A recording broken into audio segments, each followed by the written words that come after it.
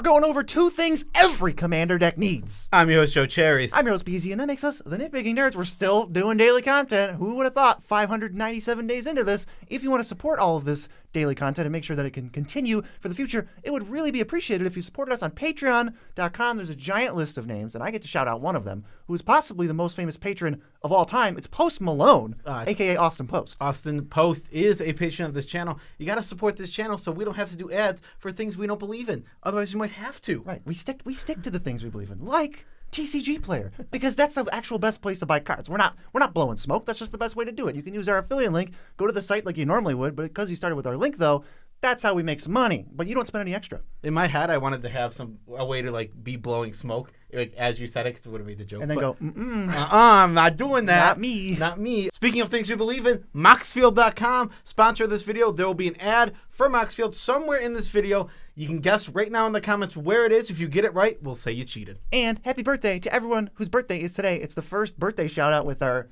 new experimental lighting. Whoa. Okay. We're going to help you with your Commander decks because we're assuming that you're here, looking to maybe upgrade your deck or seeing if you can make it stronger. We're not talking about CEDH. We're just talking about, hey, I'd like to make my deck. I'd like to win some more games in Commander Night. Yeah, so the thing is, what are the decks missing? What does every Commander deck need? Well, you need a lot of things, Commander, but we're talking about 2 things that we see people are just missing, not playing enough of, and just need to be playing more of.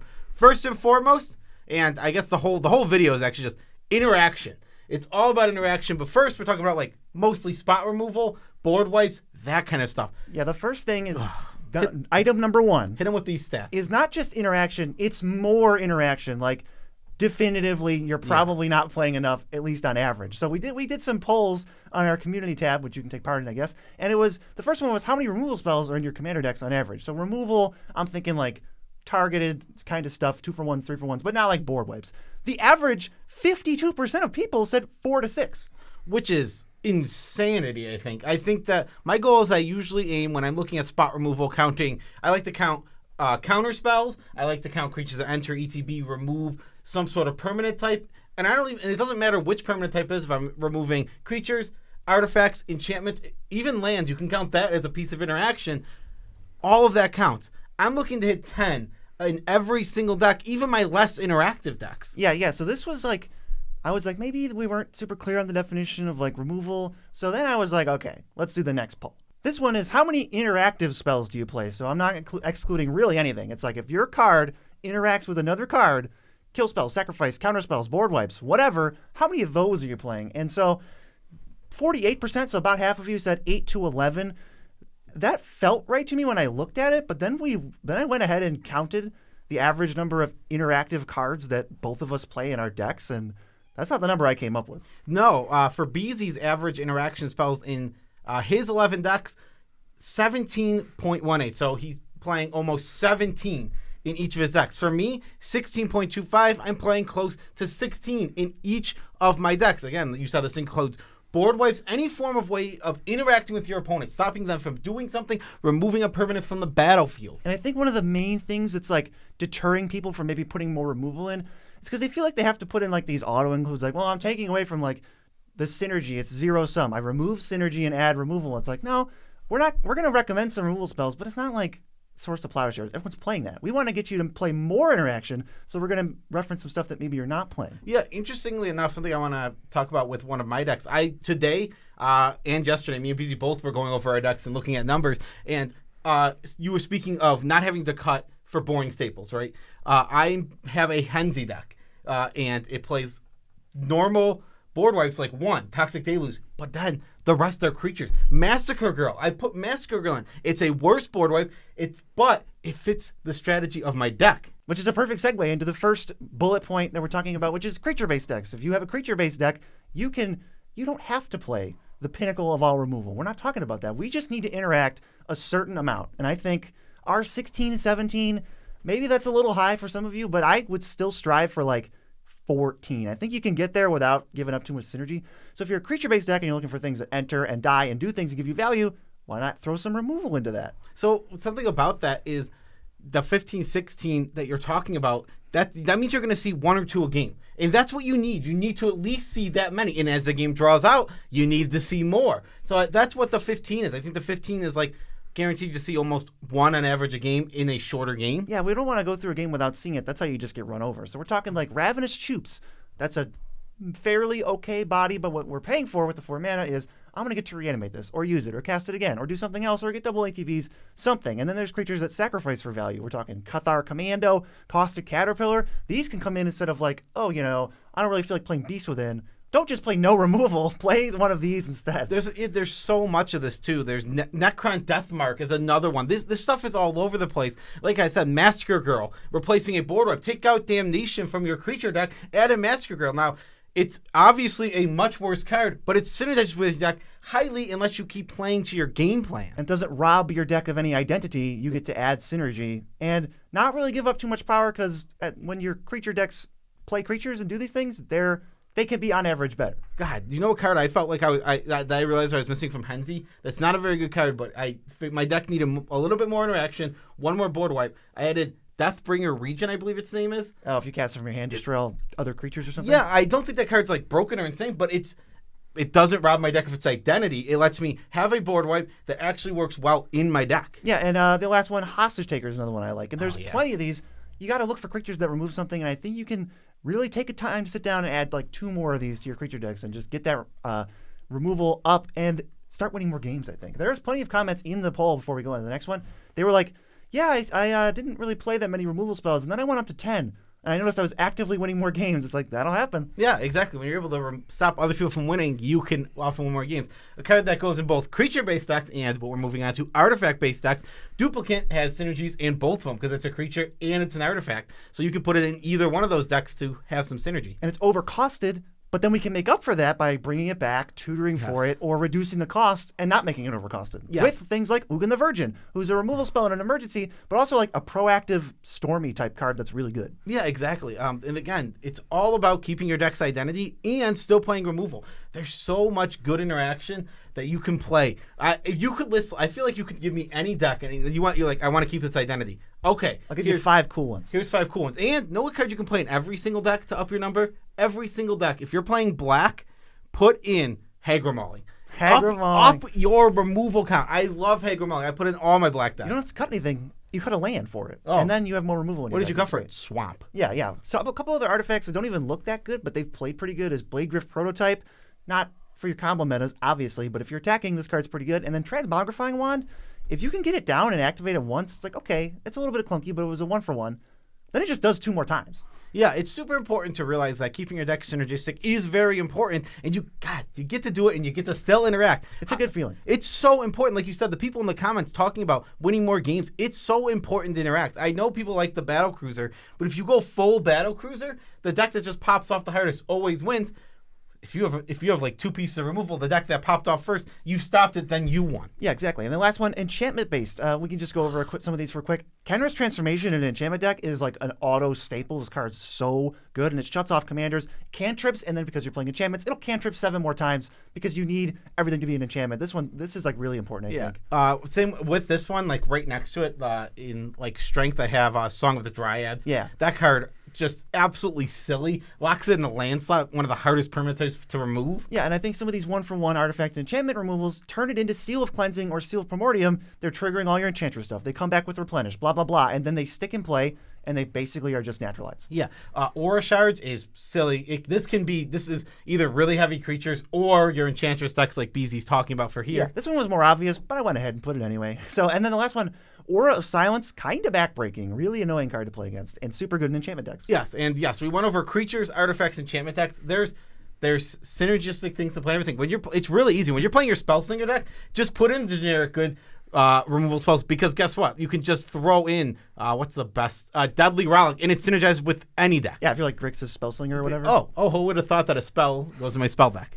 We can actually put spells in our spell deck because we're using Moxfield.com, so all we got to do is type in any spell, and it'll come up, and it'll search based on the color identity of our deck, which I don't think any other website's doing, and I don't bother to check because I'm only using Moxfield. Yes, Moxfield, absolutely amazing. I have all my decks in there. Again, it was literally improved every single deck today, and it let me improve the next category, actually, because It's the second thing every deck needs. The second deck everything needs, and it's Graveyard Hate. I literally improved that with Moxfield.com.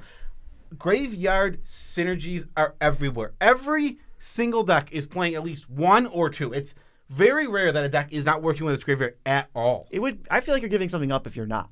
It's such an easy resource to take advantage of in every color, really, every single color. So decks do that. They can just have these one-hit KOs, like Rise of Dark Realms is everywhere, like all that kind of stuff, Living Death. You don't want to get KO'd by some mass reanimation spell.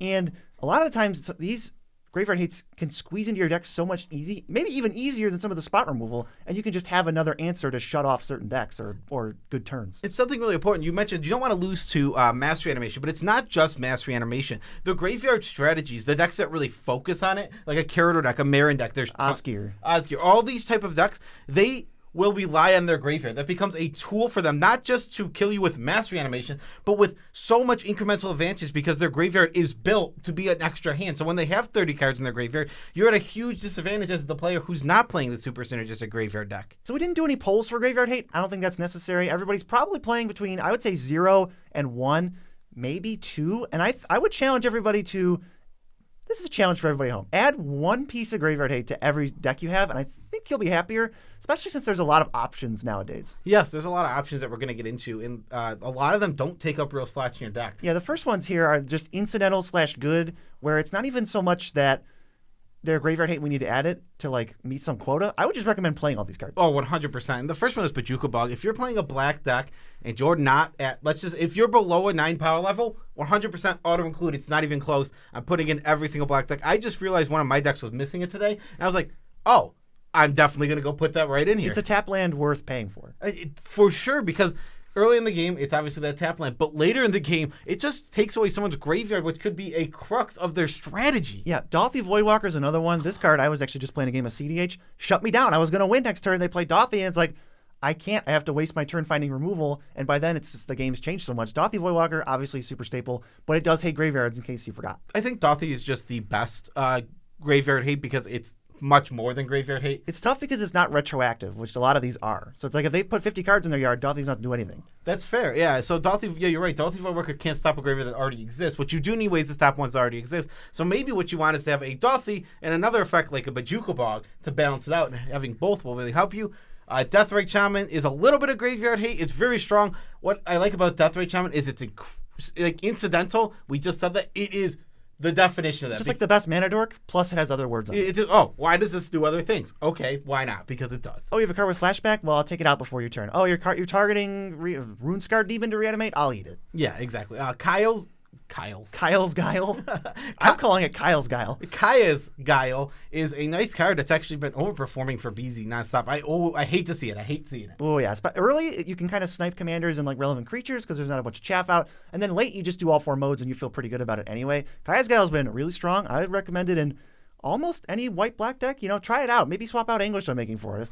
You're not going to hate it that much more. It has synergy, and something I like is it has life gain synergies. Definitely. It has random spirit synergies if you're playing black-white spirit, so get that in your deck. And Graveyard Hate's just good everywhere. Removal, obviously good everywhere. We just talked about how you need to play more. Yeah, and I know you're playing white board wipes, and I know this is one of the best white board wipes ever. So if you're playing any white board wipe that isn't Vanquish the Horde, I would recommend trying to swap it out for Farewell and seeing how that does. Unless you're like the Osgir deck or whatever, this card is like back-breaking. It's like game over against certain decks. Yes, this is a card that when I build decks, I find it hard to put in because white is super high on board wipes. But I really think that the exiling off the board is good. That's a great ability. But if it only exiled some off the board, I'd be like, The fact that if they sack their board, you can choose to exile graveyards, takes this card above and beyond. And I think it really is just one of the best board wipes out there because of that. Graveyard Hate we just keep talking about, it's underutilized, it's needed. I think every deck wants it. Yeah, and the next ones, they're going to be more situational. We're not going to recommend playing them in any deck as like staples, but they're going to, if you're in a certain archetype, they can be really good. The first one, +1/+1 counters / tokens. These are kind of like repeatable ones. So we're talking Scavenging Ooze and Lion Stash. So Scooze goes in any counters deck because it just slots in with your game plan. It gets counters. Oh, you're doubling them. It's even really super big now. But it's just an ongoing Graveyard Hate, and the same is true of Lion Stash, which also synergizes with equipment decks and artifact decks. Yeah, exactly. I like in my deck I am playing a Stoneforge Mystic. What's the card the one I can never remember the 1 mana. Steel Shaper's Gift. Steel Shaper's Gift. I'm playing those cards. Lion Slash is in this. It's a perfect toolbox card. It's a perfect toolbox card for that deck. And if you can get it on a creature, it's even harder to remove. Super annoying card. For token decks, Night Soil, and there's another card. There's a green. It's like a Necrogenesis, I think. Yeah, that also makes saplings. Both of those cards are just good, and exile cards from graveyards and get you little tokens. The cheeky thing about Night Soil is that they're just gone. There's like kind of nothing they can do. It's worded very weirdly, and you can actually rack up some saplings with it. Yeah, these next two, I think these are the go-to for any deck. Like if long as you can like put it in the deck and you need some hate, these are great. Soul Guide Lantern is the first one. I think this might be one of the best graveyard hate things in the format outside of maybe Bajuka Bog. And it's one of the lowest opportunity cost cards too, because it cycles and hits something, or it's a spell's worth of effect and you actually use it. Yes, and something really awesome about Soul Guide Lantern, I really like it when you're playing Urza Saga. It is a great Saga target to be able to get to add to your toolbox again. Mm-hmm. And then Nile Spellbomb, if you're playing a black artifact deck, get it in there. It's a cantrip. Yeah, I personally, I actually just was looking at it today. I had the choice between Soul Guide Lantern and Nile Spellbomb. I chose Nile Spellbomb. I'm pretty big. I'm a lot higher on Soul Guide Lantern personally. Yeah. So wait, you chose? Oh, sorry. Soul Guide Lantern. I chose Soul Guide Lantern over Nile Spellbomb. My bad. Yeah. We also have Scavenger Grounds. It's kind of like it's definitively worse than Bajuka Ball. You got to sack this thing, and it exiles all graveyards, so you're getting hurt.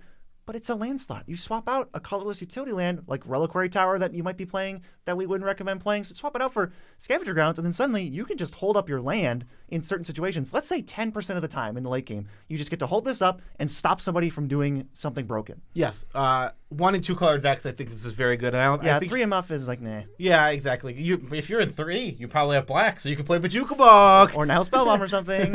What's the next one? Next one is one I'm a huge fan of, and if you're in blue-black specifically, because this is a hybrid card, Ashyak Dream Render is perfect. It stops your opponents from searching your library, which is just gravy, because what you really want out of this thing, the real thing that this thing is doing, is you're going to probably mill yourself for 4. Yeah, unsymmetrical, and then exile everyone else's graveyard. It's so strong. And it'll just keep doing it if they don't answer Ashyak. But if they do, it's not the end of the world, because you still got a reasonable effect out of it. If you're playing no takesies, backsies, I think you have to play this card, because you will get people. Cherries has almost gotten got with this like 8 times. No, I've never got got with it. You just run Skystray Claims out, and I'm like, it resolves, and then you have to realize midway through, like, I don't want to do that. Yeah, no, I didn't realize it's Ashyak. So some other creatures that can kind of slot into these reanimatey creature aristocrat decks. Remorseful Cleric. I love that you don't have to sacrifice it until something's about to happen, and it can be a good play early, and it's evasive. And then Callous Blood Mage, definitely worse, but it can make 2 bodies, it can replace itself, and it's a black creature that black often cares about creatures, so I think it has some homes. Stone Speaker Crystal, I think it's a 1 and 2 color card, but it's still pretty strong because you get to play your Hedron type effects, your C-Save Ring, but you get Graveyard Hate on your C-Save Ring. Yeah, I think you can pretty safely swap out Hedron Archive for this if you're thinking about, like, oh man, where can I slot Graveyard Hate? It's like, you barely even notice. Yeah. And you just get this extra bonus. Yeah, exactly. Rakdos Charm, if you're in red-black, this is a card that I'm going to be testing a lot more. It's moving up in our pick order. It for sure, because I've been pretty low on this card in the past, where I'm like, I don't ever want to play it, but now I'm like, I want more Graveyard Hate. Let's go to Rakdos Charm. Ooh, this next one, certainly not a budget card, but it has been performing very well. It's Endurance. It's kind of a one-trick pony. It doesn't, unlike all the other cards on this list pretty much, it doesn't do anything except hate graveyards. But it does it really well. For free at instant speed, which nothing else can do, and they can't play around it. I'm extremely high on this card. I think Endurance is another one of my favorites. There's like I've Bajuka Bog, Soul Guide Lantern, this. It's like those 3. It's just like Dauthi. I can't forget Dauthi. But Endurance is so good. Try it in the green deck. If you have a 1 or 2 color green deck, try it for sure. Or any deck with a high concentration of green where you have the pitch card consistently. This card overperforms. The thing I also like about this is its evoke cost can be like done from like playing from exile. So it's like I literally have a deck that plays from exile. It was just sitting over here. It's like it's right there, but like I can still pitch from my hand. And if you've got anything like Beast Whisperer, Great Henge, like then it just feels like a freebie to pitch a card. Oh, it feels so. If you get the draw, it's like chef's kiss. Yeah. So hopefully you are going to add 1 piece of Graveyard Hate to every single deck, and maybe look into seeing if you can fix more removal. And I think you might win some more games. If you want to go see what we think of spot removal, there's a whole tier list right here. Yeah. Peace out, Tribe Scouts.